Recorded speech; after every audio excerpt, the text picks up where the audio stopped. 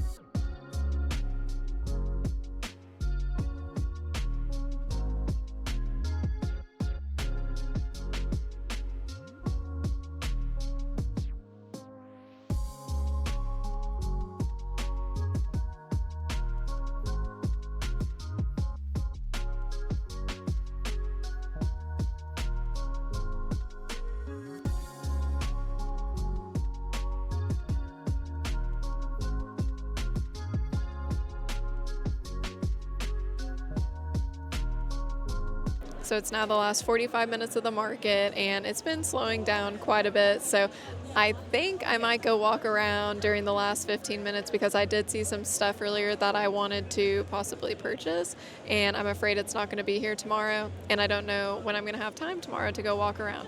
But I did finish my little Mew for that one person, and I really hope that they show up to come get it, and if they don't show up, I'm probably going to just set it out around like 11 o'clock in hopes that it sells, because I didn't get like a contact for them, so I'm just not sure if they're actually going to come back and buy it, but fingers crossed they do. Overall, this has been a really enjoyable event. I've loved talking to the customers and meeting some of the other vendors, and my voice is raw because I've been talking so much today, but I will check in with you guys tomorrow.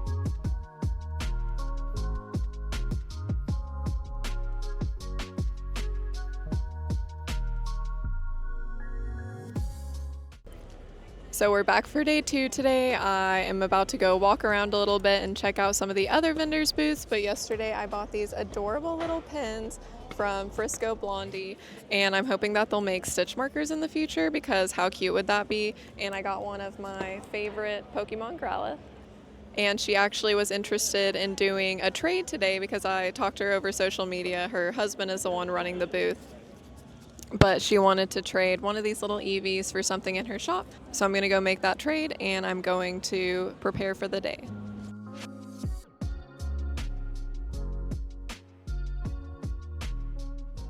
So day 2 has finally come to a close, and it was a lot slower today than it was yesterday, but I will show you what the booth looks like after my second day of selling stuff at this card show. And I will check in with you tomorrow to kind of give you a recap of my first 2-day event.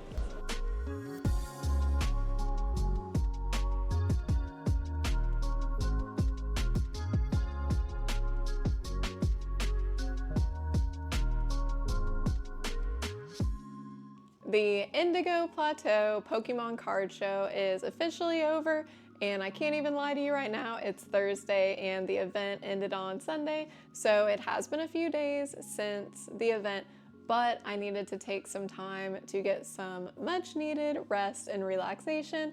I work a full-time job, so working through the weekend just really made me extremely tired.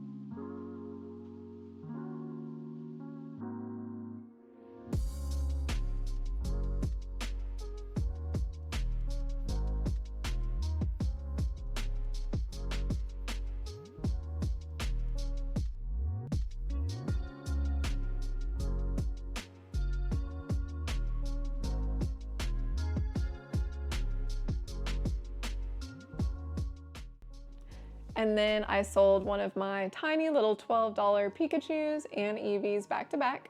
In my notes, I write down what sells and how much I sold it for, and I know this is the point where Nick stepped in and was making the sales for me because he wrote squiggly-eyed Pikachu, which is Mimikyu. So Nick sold the little Mimikyu for me, and then I forgot what he had put for Ampharos, but I also sold my Ampharos plushie. He had something weird, like it was like kangaroo or something, I don't know, but he doesn't know Pokemon, so it was just like funny to see what he wrote down. So he did sell my Ampharos as well, and he also sold my Chikorita, which he put down as like green guy or something, but I had fixed those in my notes, but the squiggly-eyed Pikachu was too good to revise. I then sold another little Eevee. I sold my smaller Umbreon, and then the sweetest person came, and you could tell she was a big Pokédog girl because she bought both the Shinx. Well, I guess Shinx is more of a cat. I don't know, is Shinx more of a cat or a dog? I think Shinx could pass as either, but she bought the Shinx, and she also bought my Growlithe, which I was super excited about because that's another pattern that I literally finished the day before the market, and I had spent a lot of time needle felting the eyes on to get like some angry eyes to capture his essence a little better.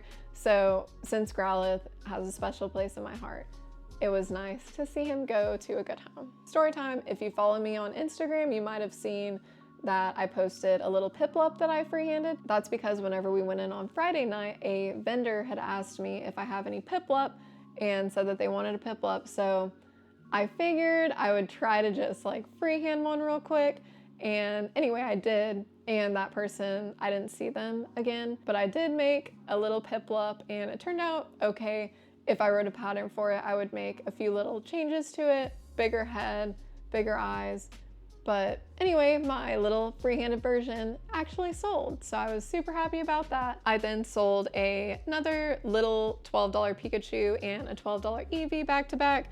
And then the last thing of the day that I sold was my Diglett. Another vendor actually bought the Diglett and had it displayed at their booth the next day, so that was super cool to see. So that was a wrap for the first day. I cannot believe how many Pokemon I sold. I was seriously blown away and just in awe of the support that the Pokemon community has and how my art stood out to them. So it was really rewarding.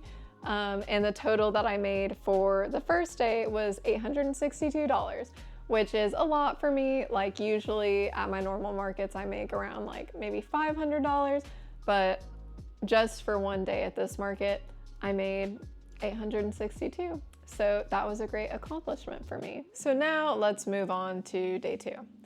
So as I said, it was a little bit slower. There wasn't as much traffic. It was Sunday, so I know a lot of people just want to kind of stay home and chill. So I'm not sure really what the reason was that there wasn't as many people, but I don't know. Something about Sunday scaries probably. So my first sale of day 2 was my Wooper, and another vendor had purchased it. So I don't know, it's just like nice to see that other vendors like your work. So that was cool and very nice of them.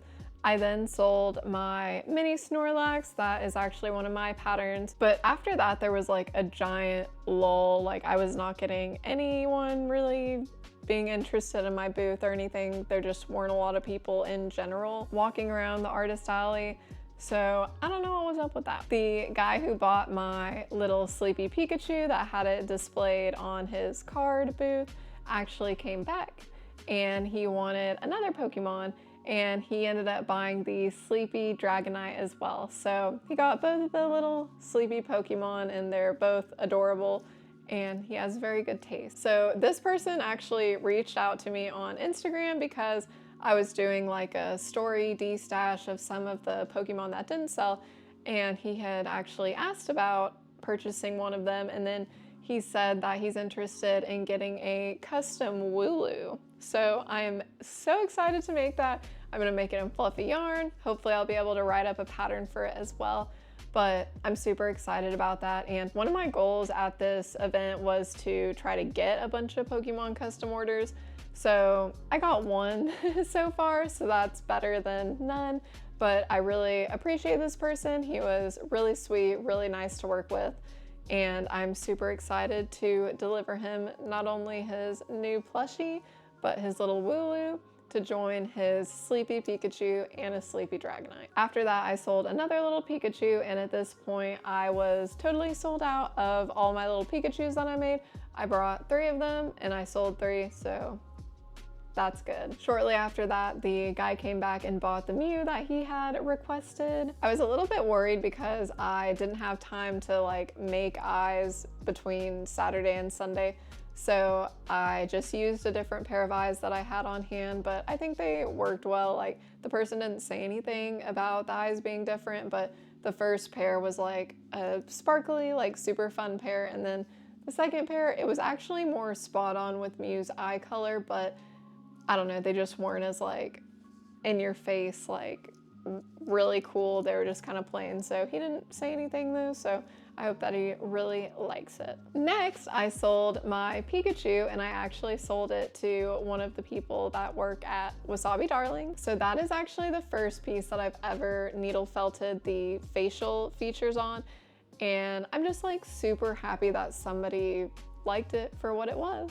I know it's not the best needle felting job in the world, but they liked it and they bought it. So thank you to Wasabi Darling for your support. If you need a reminder of who they are, these are the stickers that they make. They have a Patreon where you can join a sticker tier or a pin tier, and they just have a lot of cute stuff. So if you like Pokemon, definitely check out their art. So the next 3 plushies that sold were all bought by the same customer.